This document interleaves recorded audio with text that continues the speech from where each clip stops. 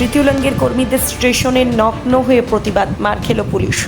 বিভিন্ন জায়গায় তৃতীয় লিঙ্গের কর্মীরা অভিযোগ করেন তারা বিভিন্ন জায়গায় ট্রেনের মধ্যে ঘুরে বেড়ান এবং হাত পেতে আর্থিক সাহায্য চান। তা পরম্পরা হয়ে আসছে কয়েকশো বছর ধরে। হাততালি দিয়ে ভিক্ষা করে খায় তার সকলের জানা। গতকাল হাওড়ায় ভোট দিতে গিয়েছিলেন এইসব কর্মী। কার্যত ভোট দেবার ফেরার পথে বিভিন্ন স্টেশনে তাদের উপর নির্যাতন করে আরপিএফ কর্মীরা। এমনকি বর্তমান রেল স্টেশনেও তাদেরকে কেস দেয় আরপিএফ পুলিশ। এমনটাই অভিযোগ করেন তৃতীয় লিঙ্গের কর্মীরা।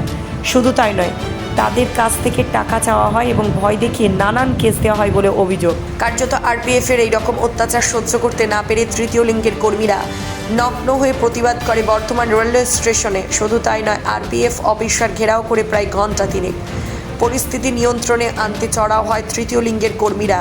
জুতো লাঠি দিয়ে মারধর করে তৃতীয় লিঙ্গের কর্মীরা। পুলিশকে মারতে মারতে প্ল্যাটফর্মের বাইরে নিয়ে যায়। এই ঘটনায় নিন্দাচ্ছার গোটা পশ্চিমবঙ্গ জুড়ে, যেখানে দিনের আলোয় পুলিশকে জুতো লাঠি চড় দিয়ে বেধড়ক মারধর করা হয়।